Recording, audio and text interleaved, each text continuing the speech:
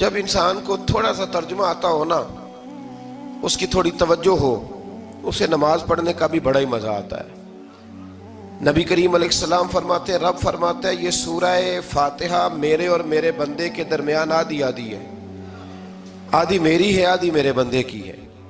جب وہ کہتا ہے نا مالک یوم الدین، تو یہاں تک وہ میری تعریف کرتا ہے، ایاک نعبد و ایاک نستعین تک پہنچتا ہے تو اب میرا اور اس کا آدھا آدھا کام شروع ہو جاتا ہے۔ پھر آگے میرا بندہ جب مجھ سے دعا مانگتا ہے تو یہ اس کے الفاظ ہیں جو میں اپنے فضل سے قبول فرمایا کرتا ہوں۔ تو ارشاد فرمایا تمام تعریفیں اللہ کے لیے جو تمام جہانوں کا پالنے والا ہے، الرحمن الرحیم، بڑا ہی مہربان ہے نہایت۔ یہ رحمان مبالغے کا صیغہ ہے، یعنی اتنا رحم کرنے والا کہ جتنا کوئی اور رحم نہ کر سکے، اس لیے اللہ ہی رحمان ہو سکتا ہے، بندہ کوئی رحمان نہیں ہو سکتا۔ بندے کو رحیم کہا جا سکتا ہے، نبی پاک رحیم ہے لیکن رحمان نہیں ہے، اس لیے کسی بھی انسان کا نام رحمان نہیں ہو سکتا۔ کسی دکان پر بعض اوقات لوگ نام رکھ لیتے ہیں رحمان بک ڈپو، تو یہ درست نہیں ہے۔ بندے کا نام رحمان نہیں ہو سکتا، عبد الرحمان، اس لیے کہ یہ لفظ رحمان خدا کے علاوہ کسی اور کے لیے بولنا درست نہیں ہے۔ پھر ارشاد فرمایا مالک یوم الدین، اللہ مالک ہے قیامت کے دن کا۔ تو یا اللہ آج کے دن کا مالک بھی تو ہی ہے، آج جو یکم رمضان مبارک ہے تو اس دن کا مالک بھی اللہ ہی ہے۔ تو یہ جو خاص کر کہا مالک یوم الدین، اس کا معنی یہ ہے کہ یہاں کچھ لوگ عارضی طور بھی تو بعض چیزوں کے مالک ہیں نا، یہ زمین میری ہے، یہ گھڑی میری ہے، یہ گھر میرا ہے، یہ بچے میرے ہیں، عارضی طور پر بھی تو لوگ مالک ہیں، لیکن قیامت کے دن عارضی طور پر بھی کوئی مالک نہیں ہوگا۔ قیامت میں ساری بادشاہی فقط میرے اللہ کی ہوگی۔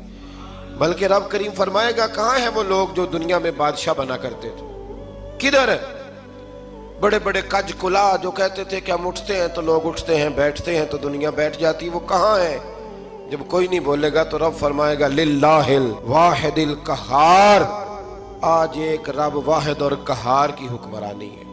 پھر ارشاد فرمایا ایاک نعبد و ایاک نستعین، بے شک ہم تیری ہی عبادت کرتے ہیں اور تجھی سے مدد چاہتے ہیں۔ عبادت بھی اللہ کی ہے اور مدد بھی، یہ جو بندوں کے ذریعے بعض اوقات مدد ہوتی ہے تو یہ مدد بھی اللہ کی ہے، یہ مدد بھی اللہ کی ہے۔ یہ کسی بندے نے مائک بنایا ہے جس کی مدد سے آپ تک آواز جا رہی ہے، تو اس کو عقل کس نے دی تھی بنانے کی؟ تو پھر مدد کس کی ہوئی؟ اللہ کی۔ تو دنیا میں کوئی بھی جو مدد کرتا ہے وہ اللہ کے ولی کریں، نبی کرے، پیغمبر کریں، تو وہ مدد کس کی ہے؟ اللہ کی، اس لیے کہ وہ ذاتی طور پر کچھ بھی نہیں کر سکتے۔ اگر اللہ انہیں توفیق نہ دے وہ کسی کی مدد نہیں کر سکتے۔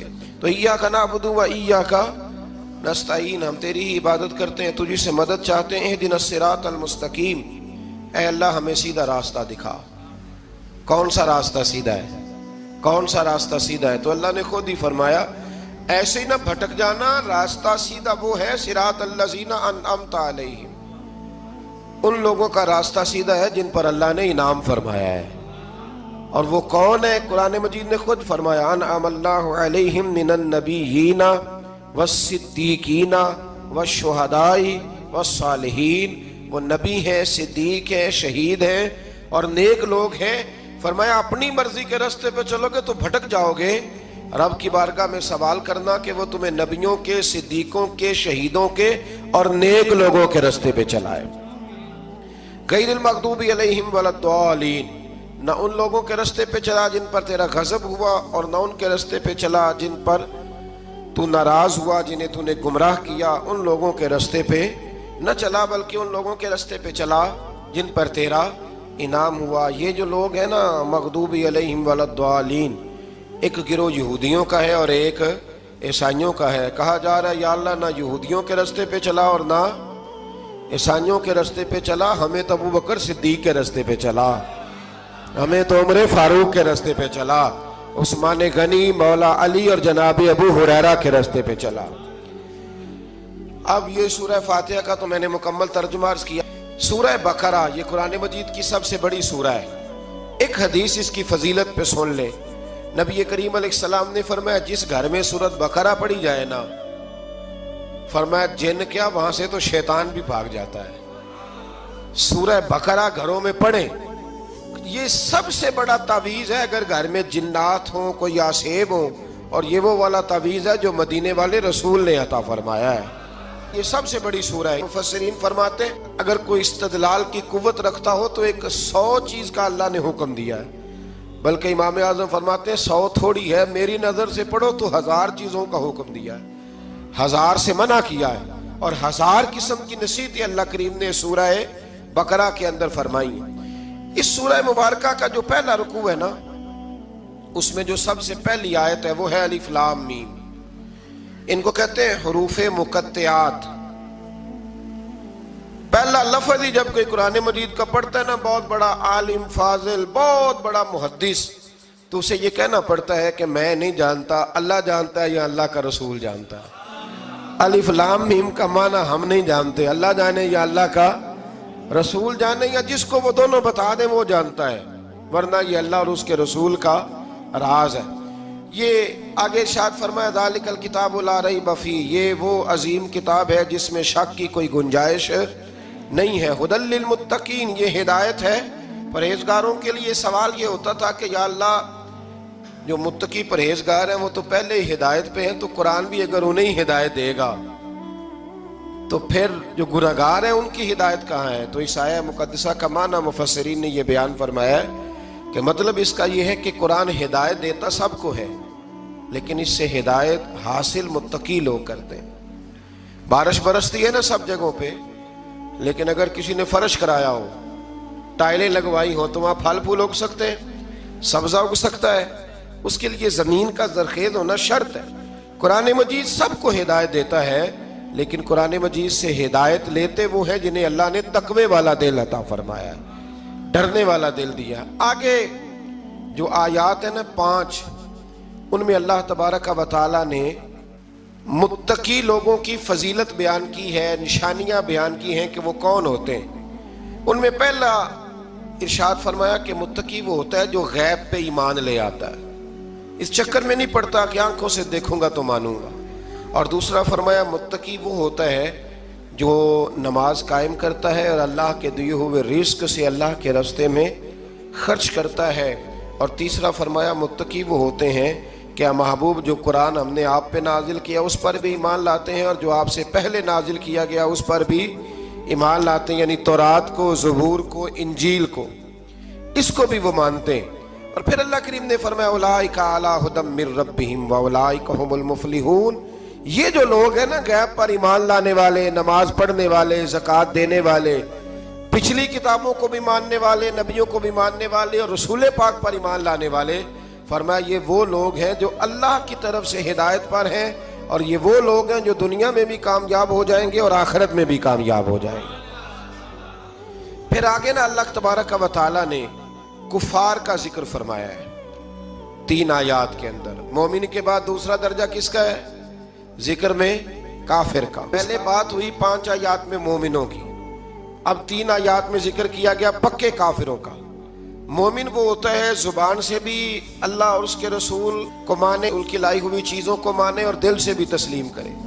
اور کافر وہ ہوتا ہے کہ جو نہ زبان سے مانتا ہے اور نہ ہی دل سے تسلیم کرتا ہے. پھر اللہ تبارک و تعالیٰ نے 13 آیات کے اندر 3 آیتوں میں کافروں کا ذکر کیا، اور 13 آیات کے اندر پھر منافقین کا ذکر فرمایا ہے.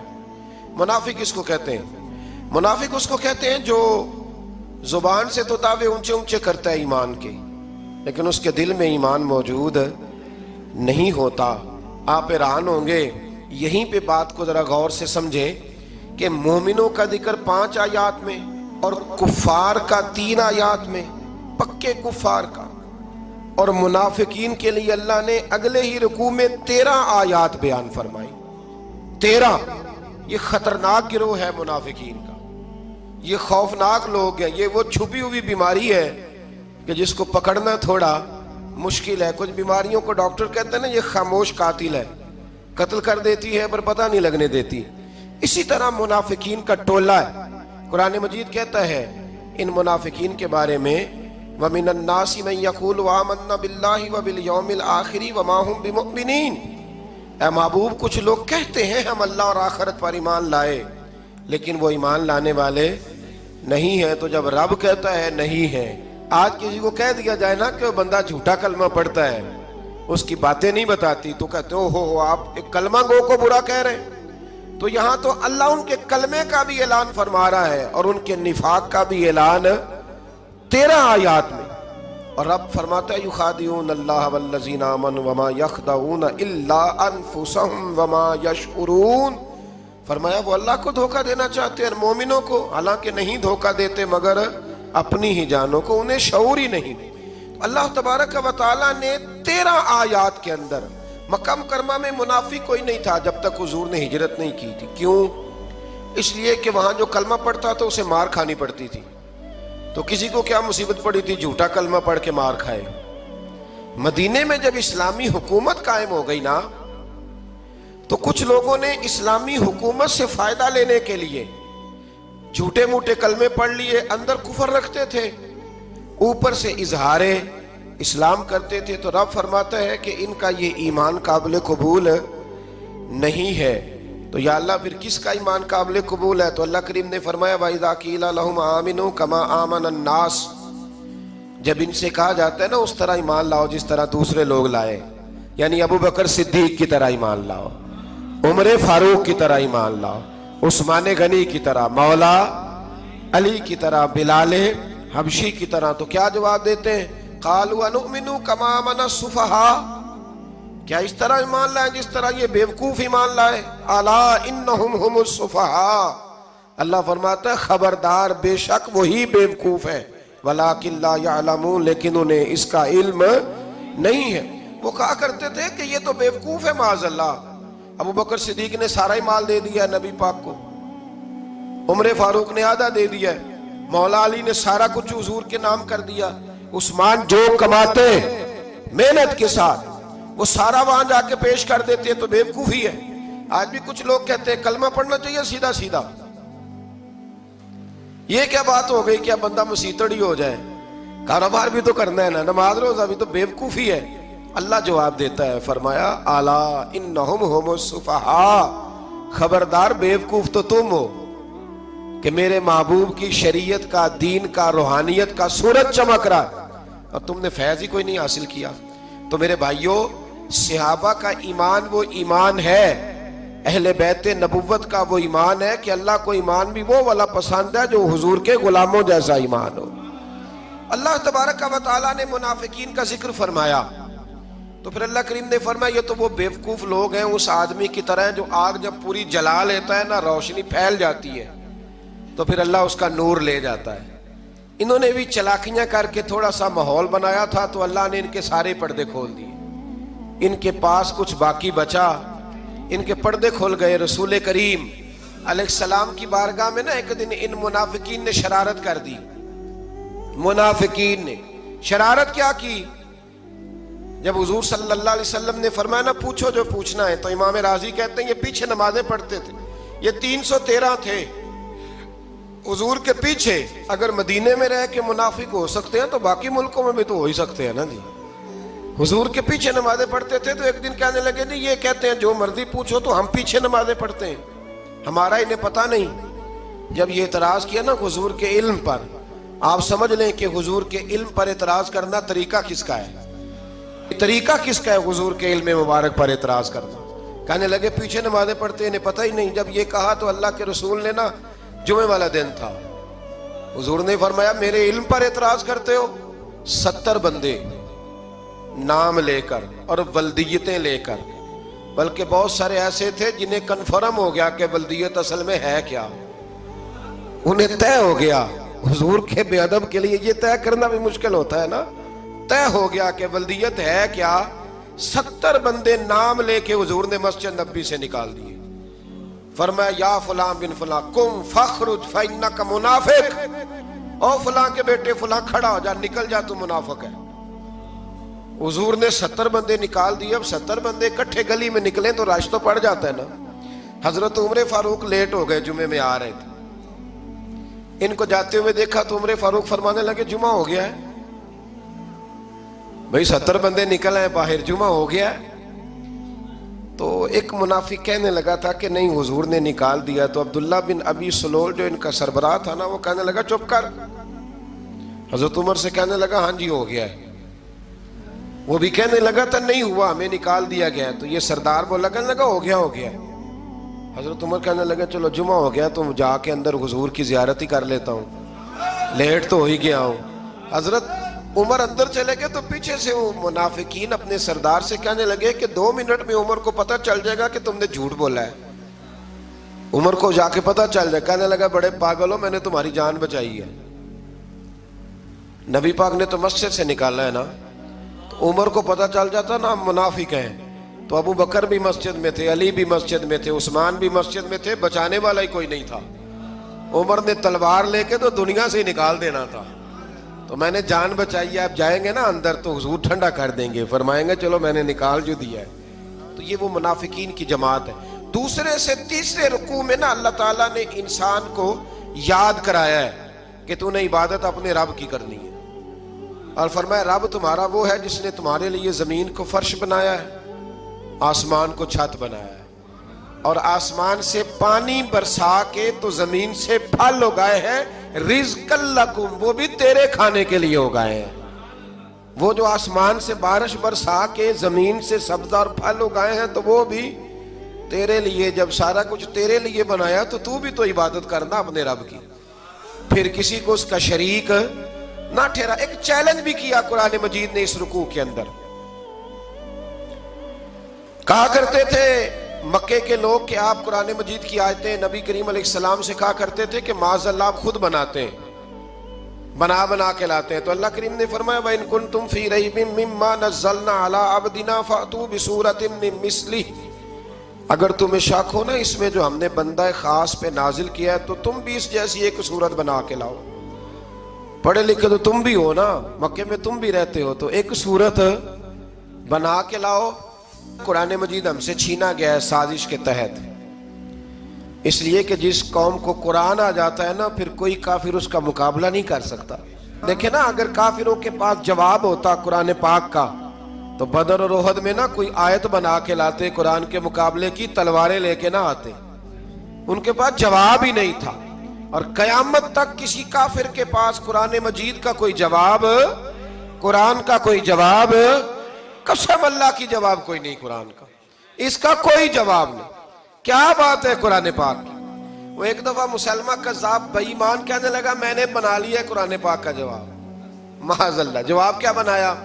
وہ سورت ہے نا القاریہ ملقاریہ وما ادراک ملقاریہ، کھڑکھڑانے والی. کیا ہے کھڑکھڑانے والی؟ تمہیں کیا پتا کیا ہے کھڑکھڑی؟ قیامت کا ذکر ہے.